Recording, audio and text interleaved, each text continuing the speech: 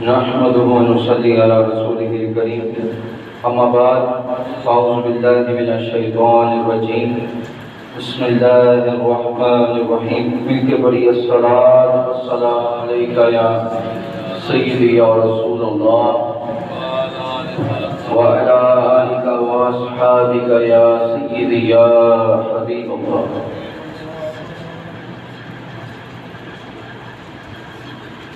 آب کوثر کتاب میں لکھا ہے کہ ایک شخص وہ اپنے قافلے کے ساتھ جا رہا تھا، راستے میں اس کا قافلہ اس کی نظروں سے اوجھل ہو گیا۔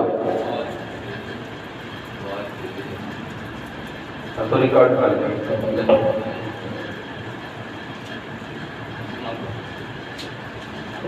صلاۃ والسلام علیک یا سیدی یا رسول اللہ وعلی آلک واصحابک یا سیدی یا حبیب اللہ۔ وہ اپنے قافلے کے ساتھ تھا، راستے میں اس کا قافلہ نظروں سے اوجھل ہو گیا، غائب ہو گیا۔ اس نے اس وقت پکارا یا محمد۔ جب اس نے یہ پکارا تو وہ کہتا ہے کہ ایک دم خوشبوؤں کی لپٹیں اٹھنے لگی اور ایک حسین ترین بزرگ، وہ کہتا ہے کائنات میں ایسا کوئی ہوگا ہی نہیں جو ان کا چہرہ اقدس تھا۔ وہ تشریف لائے، انہوں نے مجھے میری سواری عطا کی اور مجھے قافلہ دکھایا۔ کہتا ہے جب میں سواری پہ چڑھا اس کے بعد میں نے پوچھا کہ آپ کون ہیں جنہوں نے اتنی شفقت مجھ پہ کی؟ تو انہوں نے یہ جواب یہ دیا کہ تمہیں پتہ نہیں، جب میرا امتی مجھے پکارتا ہے تو میں محمد مصطفیٰ آتا ہوں۔ یہ بڑی شان ہے درود پاک کی کہ جب بھی درود پڑھا جائے حضور اس کو سنتے ہیں تو جو سے پڑھیے الصلاۃ والسلام علیک یا سیدی یا رسول اللہ وعدہ الصلاۃ والسلام علیک یا سیدی یا رسول اللہ وعلی آلک واصحابک یا سیدی یا حبیب اللہ۔ قرآن مجید میں اللہ تبارک و تعالیٰ ارشاد فرماتا ہے وَلَا تَحْسَبَنَّ الَّذِينَ قُتِلُوا فِي سَبِيلِ اللَّهِ أَمْوَاتًا بَلْ أَحْيَاءٌ عِندَ رَبِّهِمْ يُرْزَقُونَ۔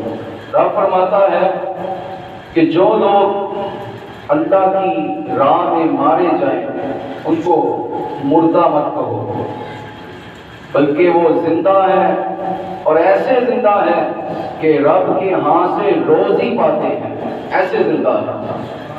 یعنی یہ شہید کا درجہ ہے جو اللہ کی راہ میں چلا جائے، جو اللہ کی راہ میں مارا جائے، جو حضور کی اطاعت کرتے ہوئے جہاد میں آ جائے اور پھر وہ دنیا سے چلا جائے، یہ اس کا درجہ ہے۔ اللہ فرماتا ہے کہ جب وہ چلا گیا تو تم نے یہ نہیں سمجھنا کہ وہ مردہ ہے جس طرح اور لوگ دنیا سے چلے جاتے ہیں۔ رب نے فرمایا نا، اس کا معاملہ کچھ اور ہے، یہ چلا تو گیا لیکن یہ زندہ ہے اور ایسا زندہ ہے کہ قبر میں بھی روزی پاتا ہے۔ جنگ بدر کے بعد جنگ احد ہوئی۔ جنگ بدر 2 ہجری میں اور غزوہ احد 3 ہجری میں ہوئی۔ غزوہ احد کیوں ہوئی؟ اس کی وجہ یہ تھی جو کفار تھے نا، ان کے بڑے بڑے سردار جن کو وہ مانتے تھے وہ جنگ بدر میں مارے گئے، وہ واسطے جہنم ہو گئے۔ اب کفار یہ سوچتے رہے یار انہوں نے ہمارے بندے مار دیے، وہ انتقام کی آگ ان کے سینوں میں بھڑکتی رہی اور یہاں تک بھری کہ پہلے تو وہ بدر تک آئے تھے، اب وہ احد تک آئے تھے۔ احد پہاڑ کا نام ہے۔ اب وہ احد تک یعنی مدینہ منورہ میں آ گئے۔ احد پہاڑ جو ہے وہ مدینہ سے 3 میل کے فاصلے پر ہے۔ اب وہ مدینہ پاک میں آ گئے جنگ کے ارادے سے، یعنی پہل جو ہے وہ کفار نے کی، جنگ کے ارادے سے آئے اور اپنے ساتھ اپنی عورتوں کو بھی لے کے آئے۔ کہ ہم اتنا لڑیں گے کہ ہمیں پیچھے کی پرواہ نہ ہو، ہماری عورتیں ہمارے ساتھ ہوں۔ وہ عورتیں ڈف بھی بجاتی تھی، گاتی بھی تھی، رلاتی بھی تھی، اپنا جنگ کا جذبہ پیدا کرتی تھی کفار میں۔ اب وہ جب یہاں آئے، ان کا جو سپہ سالار تھا اس کا نام تھا ابو سفیان۔ ابو سفیان نے کیا کیا کہ حضرت سیدہ طاہرہ طیبہ حضرت آمنہ رضی اللہ تعالی عنہا حضور کی والدہ ماجدہ، اس نے کہا کہ ان کی جو قبر ہے نا، اس میں سے ان کا جسم نکالو، اگر ہمارے کچھ جنگجو قید ہو گئے تو اس جسم کے بدلے چھڑوائیں گے۔ اب یہ اس نے توہین کی، حضور صلی اللہ علیہ وسلم کی والدہ ماجدہ کی قبر کی توہین کی، مزار کی توہین کی۔ تو یہاں سے یاد رکھیں کہ جو مزار کی توہین کرتے ہیں، جو قبروں کی توہین کرتے ہیں، وہ کفار میں سے ہوتے ہیں، ٹھیک ہے نا؟ اس کے اسلام سے کوئی تعلق نہیں ہے جو اللہ والوں کی قبر کی توہین کرے۔ وہ چاہے جتنی مرضی داڑھی رکھ لے، امامہ پہن لے، آج جب وہ داتا دربار میں آ کے بم پھاڑ دے، پھر وہ سمجھے کہ میں شاید جنت میں جا رہا ہوں نا۔ ایک تو اس نے خودکشی کی، دوسرا اس نے لوگوں کو بھی مروایا، تیسرا اس نے اللہ کے ولی کی دربار کی توہین کی۔ اس سے بڑا تو کوئی بدبخت ہی نہیں ہے جو یہ کام کرے۔ تو یہ توہین کرنے والے یہ کفار ہوا کرتے تھے۔ غزوہ احد کے آغاز سے پہلے آپ کو بتاؤں، احد ایک پہاڑ ہے، کیا ہے یاد رکھیں، یہ مدینہ سے 3 میل کے فاصلے پر ہے۔ احد پہاڑ بہت بڑا پہاڑ ہے۔ اس کا ایک واقعہ سنیں۔ حضور سرور کائنات محمد مصطفیٰ احمد مجتبیٰ صلی اللہ تعالی علیہ وسلم، حضور احد پہاڑ پر بما حضرت صدیق اکبر، حضرت فاروق اعظم، حضرت عثمان غنی رضی اللہ تعالی عنہ، حضور ان کے ساتھ احد پہاڑ پہ تشریف لائے۔ احد پہاڑ پہ حضور تشریف لائے، احد پہاڑ جھومنے لگا، اس میں لرزہ طاری ہو گیا۔ اللہ اکبر، کیونکہ احد پہاڑ کو بھی یہ پتا ہے نا کہ میرے اوپر امام الانبیاء ہے، میرے اوپر اس وقت امام الانبیاء ہے، میرے اوپر معراج کا دولہا ہے۔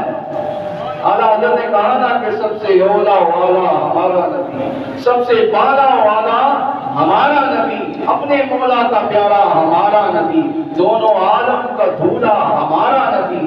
بجھ گئی جس کے آگے سبھی مشعلیں، بجھ گئی جس کے آگے سبھی مشعلیں، شمع وہ لے کر آیا ہمارا نبی، اور جس کے تلووں کا دھون ہے آب حیات ہے وہ جانے مسیحا ہمارا نبی۔ خلق سے اولیاء، اولیاء سے رسول، اولیاء سے رسول، اور رسولوں سے اعلیٰ ہمارا نبی۔ جیسے سب کا خدا ایک ہے، ویسے ہی ان کا ان کا تمہارا ہمارا نبی۔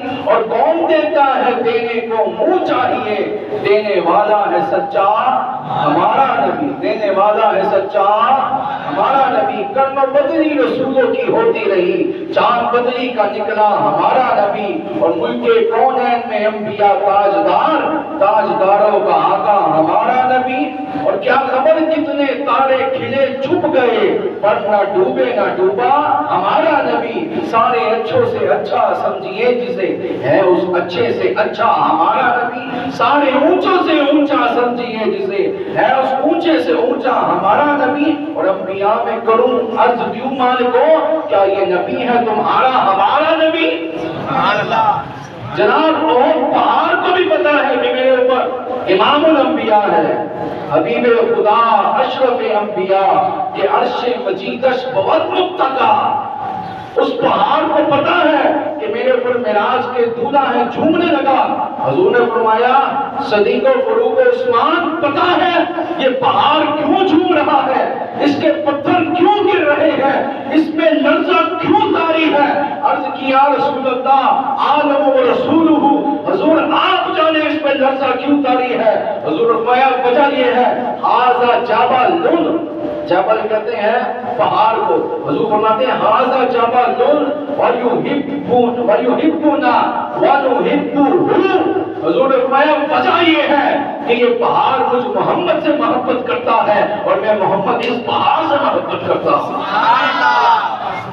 یار ایک پہاڑ حضور سے محبت کرے، اور حضور جانتے ہو ایک مرتبہ حضور تشریف فرمائے، حضور فرماتے ہیں مجھے یمن سے عشق مصطفیٰ کی خوشبو آ رہی ہے۔ صحابہ نے پوچھا یا رسول اللہ اس کی کیا وجہ ہے؟ کہا اس لیے وہاں پہ اویس کرنی رہتا ہے۔ یار ایک پہاڑ حضور سے محبت کرے، حضور کو اس کا علم ہو، پتہ ہو، تو جب حضور کا امتی، حضور کا غلام حضور سے محبت کرے، جب حضور کا غلام حضور کی نموز کے لیے نکلے، حضور کی عزت پہ پہرا دے، حضور کی ختم نبوت کے لیے نکلے، بتاؤ وہ حضور کو کتنا محبوب ہوگا۔ اللہ حضور کا قدم اکثر جیسے پہاڑ پہ پڑا اور پہاڑ لرزہ کاری، اعلیٰ حضرت کہتے ہیں تیرے قدموں میں جو ہے، تیرے قدموں میں جو ہے غیر کا منہ کیا دیکھیں، کون نظروں پہ چلے، دیکھ کے تلوا تیرا۔ اللہ سے فرماتے ہیں کہ تیرے قدموں میں جو ہے غیر کا منہ کیا دیکھیں، کون نظروں پہ چلے، دیکھ کے تلوا تیرا۔ یا رسول اللہ کا تلوا مبارک ایسا ہے کہ اس کی کیا شان ہے۔ اچھا اب احد پہاڑ کی بات ہو گئی، اس پہ لرزہ طاری ہوا، اس پہ لرزہ طاری ہوا، اور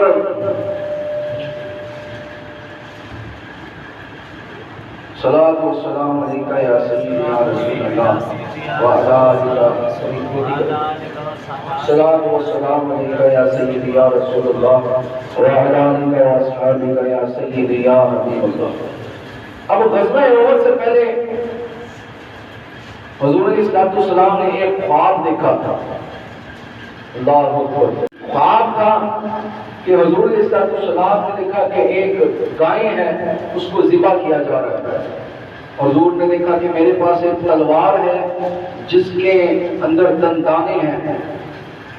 حضور نے پھر اس خواب کی تعبیر بھی خود فرمائی، فرمایا کہ غزوہ احد میں میرے بڑے صحابہ شہید ہوں گے اور ایک اہل بیت سے بھی شہید ہوگا، یعنی وہ جو تلوار میں دندانے ہیں نا وہ اہل بیت میں سے بھی شہید ہوگا، یہ حضور نے تعبیر بھی فرمائی۔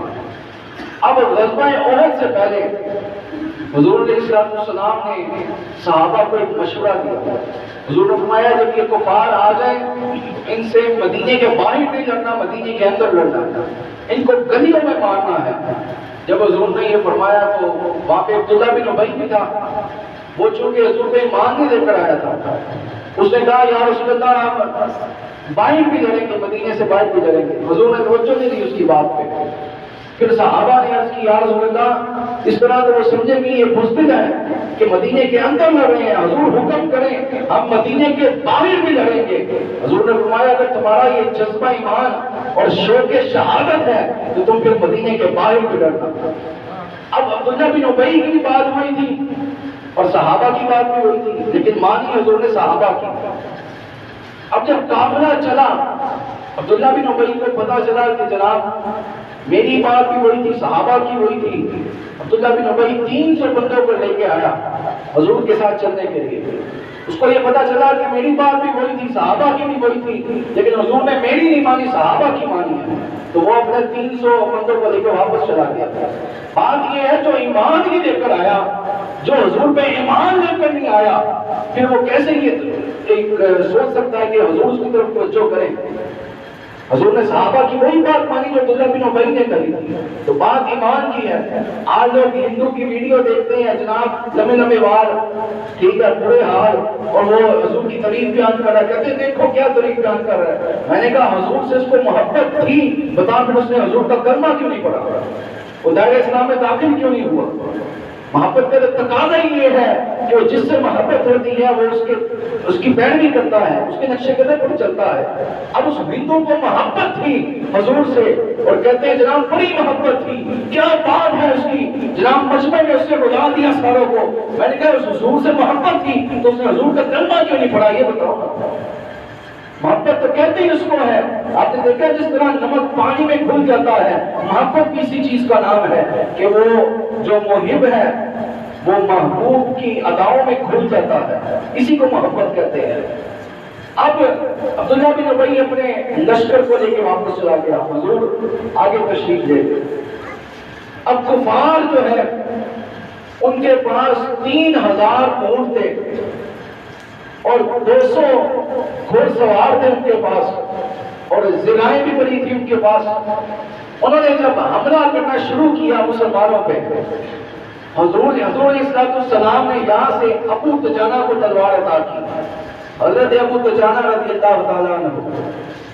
اب جنگ شروع ہے، مسلمانوں نے بھی کفار کا تہس نہس مچا کے رکھ دیا، لیکن وہاں پہ حضرت ابو دجانہ کھڑے ہیں.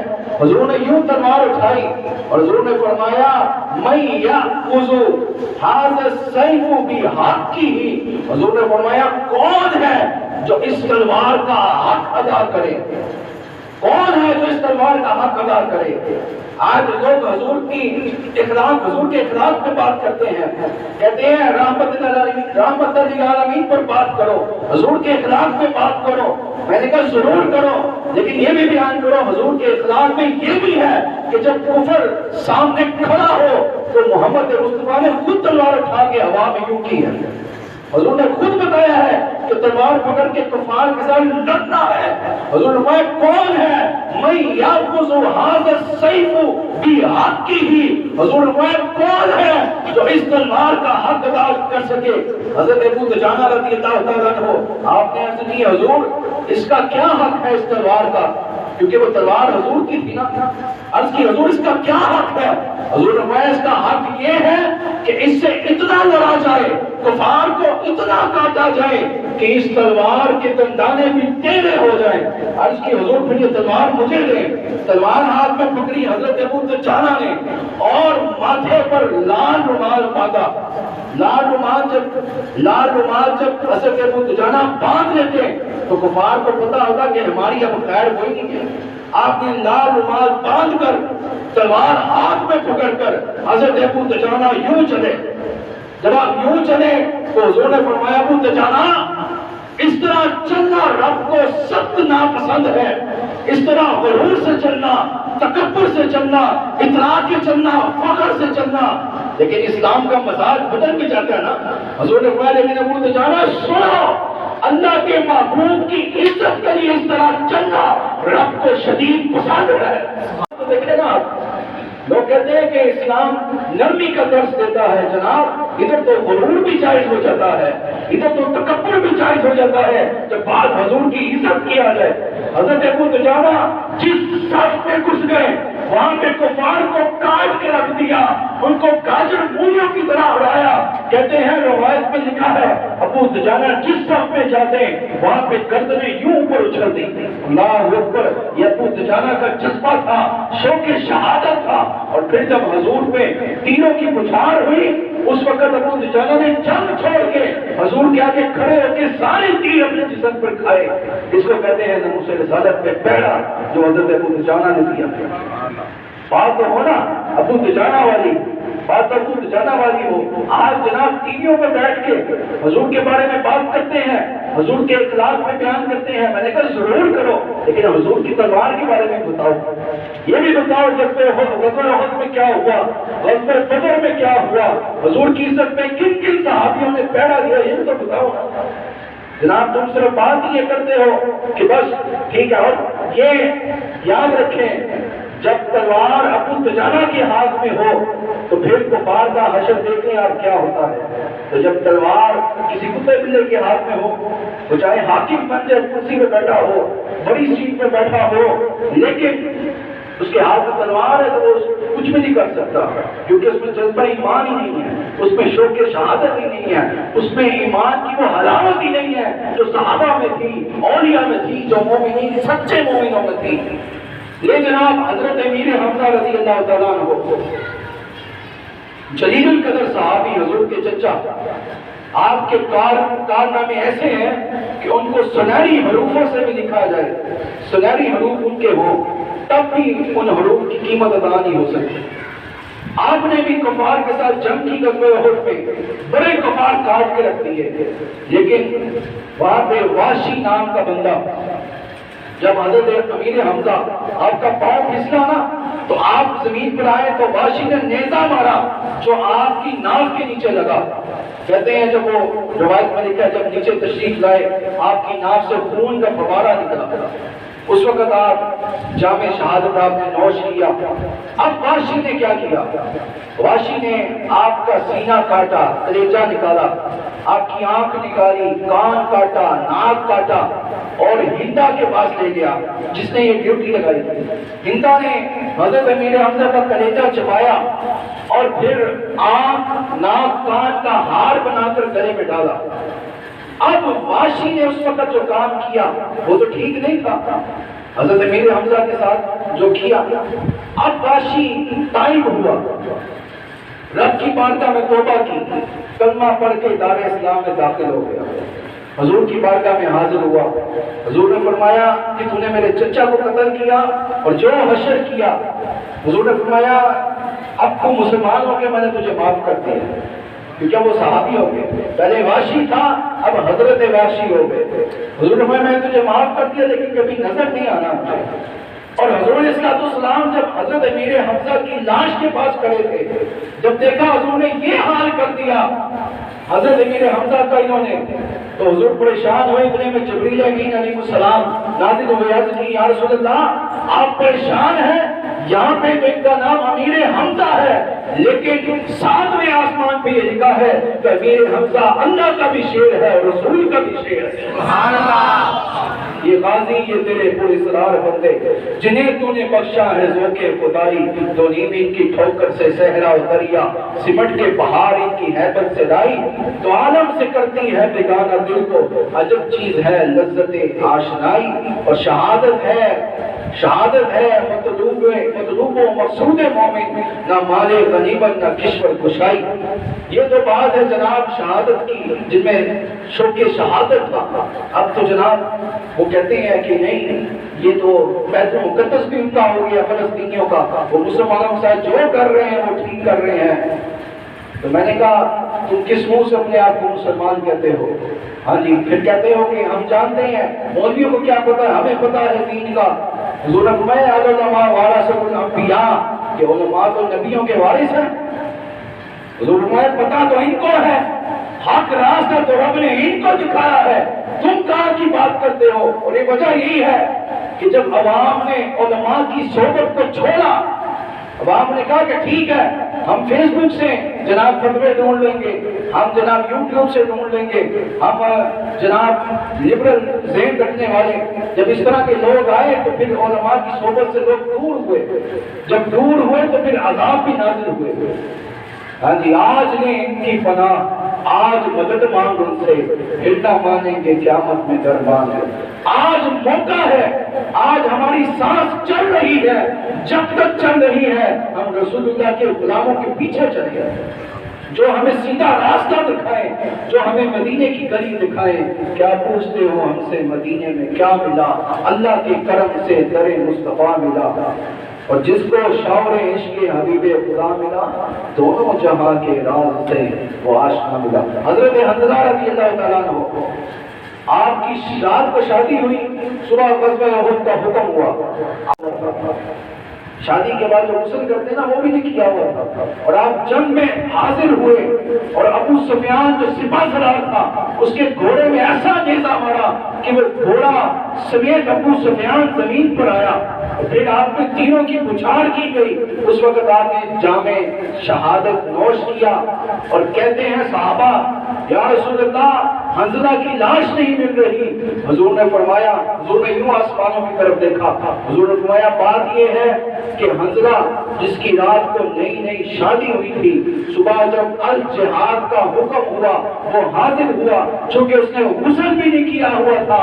اب میں یہ دیکھتا ہوں کہ جبریل امین میکائیل علیہ السلام اس کو جنت میں غسل دے رہے ہیں۔ صحابہ کہتے ہیں اتنے میں ہمیں جب حنظلہ کی لاش ملی ہم نے خود دیکھا کہ ماتھے سے پانی کے قطرے ٹپک رہے ہیں، وہ غسل جو جنت میں دیا گیا۔ اللہ اکبر، کروں تیرے نام پہ جہاں فدا، نائک جہاں دو جہاں فدا، دو جہاں سے بھی نہیں جی برا، کروں کیا کروڑوں جہاں نہیں، وما علینا الا البلاغ المبین۔